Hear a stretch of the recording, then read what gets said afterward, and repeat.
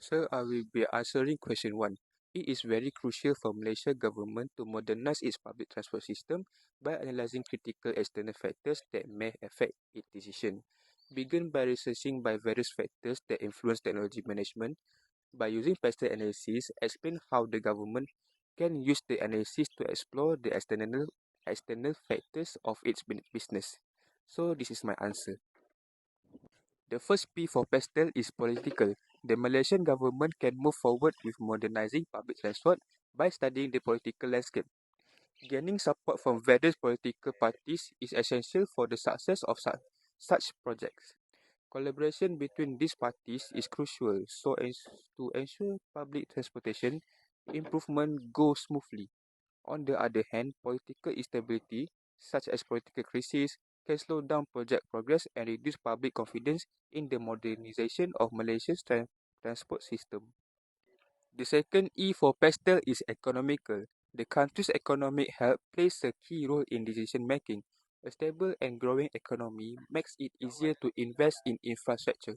However, during a recession or economic downturn, the government might not be able to allocate significant funds toward these projects.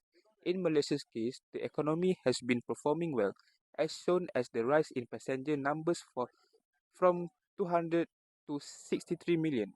Inflation, particularly rising fuel price, also affect costs and can encourage more people to afford the efficient public transport. In the other hand is the social. The MRT Kajang line not only boosts Malaysia's public transport system but also improve the people's quality of life by offering better access to service and promoting eco-friendly transportation.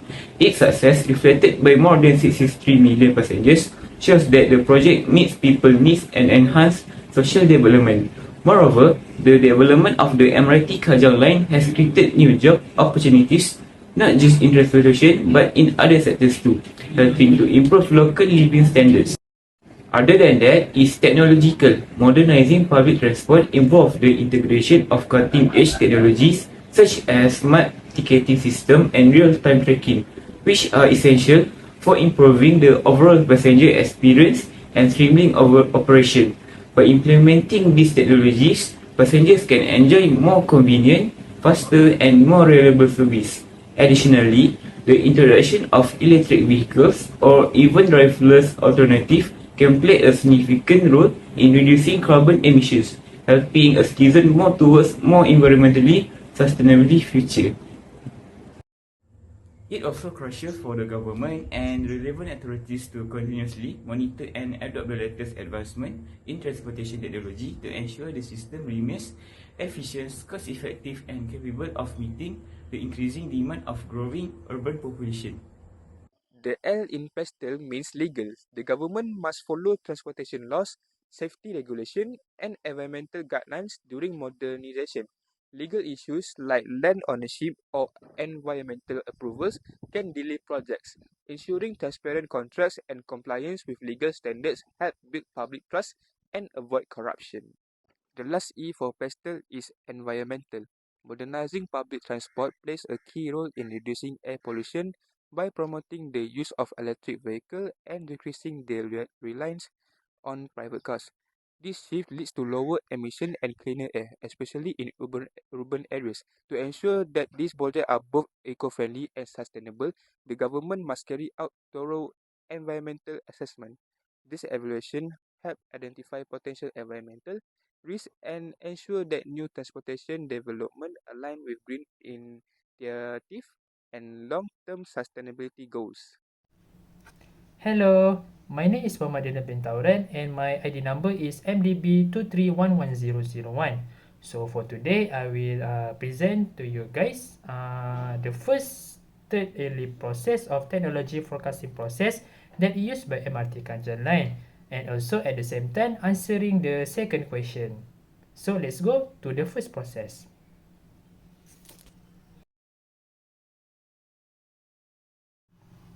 MRT Kajan Line is a part of long-term infrastructure project designed to meet the growing transportation of the Kuala Lumpur. The planning and forecasting involved in such a large-scale transportation project like the MRT, which is Mass Rapid Transit. Kajan Line typically rely on long-term forecasts due to the nature and scope of the project. Let me break down why this is the case. So for the first one, MRT Kajang line have planning horizon, which is meet the requirement of the long-term forecast, which is in a duration of 10 until 30 years or more. The MRT Kajang line, like the other public transit system, require an extensive planning horizon. This is because the process include not just building, but the physical infrastructure, but also ensuring that the transportation system can adapt to the future population growth, economic development, and urbanization pattern. These factors evolve over decades, and transportation systems are designed to last at least 20 until 50 years or longer. They also have infrastructure investment and lifespan. The long lifespan of infrastructure project, the MIT Kajang line is designed to be a long-term asset with a lifespan of several decades.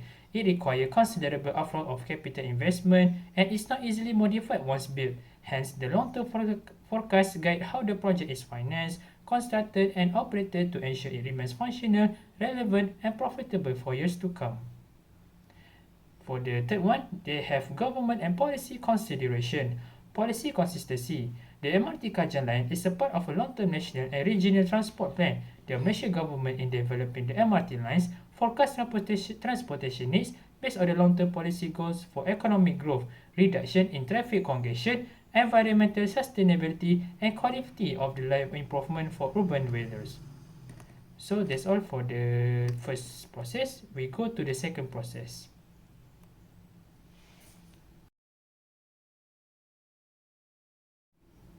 For large infrastructure projects like the MRT Kajang line, the various environmental variables from the technological, social, economic, and political legal environment play a crucial role in their planning, construction, and operation. Let's break this down. The first one is technological environment. The MRT Kajang line leverage advancement in technology to enhance their operational efficiency, safety, and convenience for the commuters. Key technological environmental variables include the first one, automation and control system. The MRT Kajang line incorporates modern signaling systems such as the communication-based train control, which ensure the efficient train operation, shorter interval between trains, and overall enhanced safety. They also have automated ticketing and fare collection system, touch and go, and contactless payment system, streamline passenger experiences. They also have a energy efficiency train design. Trains are designed using energy efficient material and system such as regenerative braking system, which convert kinetic energy back into electricity, reducing energy consumption and making operation more sustainable.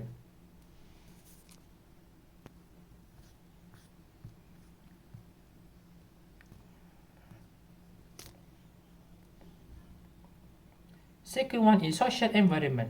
Social variable influence both the need for the MRT Kajang line and how it is used.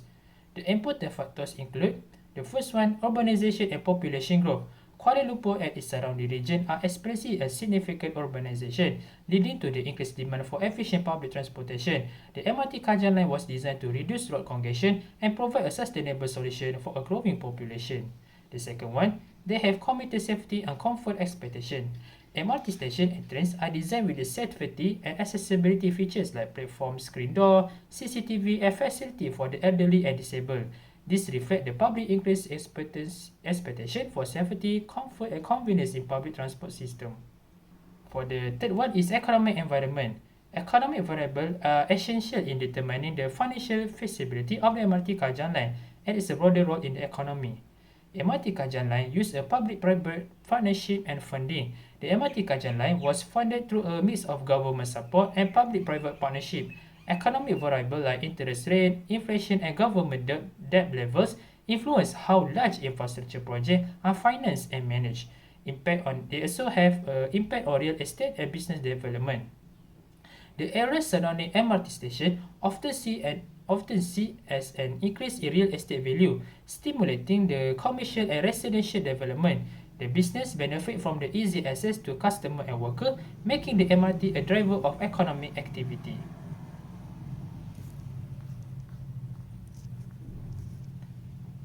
For the last one is political-legal environment. Political and legal factors shape the MRT Kajang line development and operational environment, from regulatory approval to public policy. The first one is government policy and infrastructure development.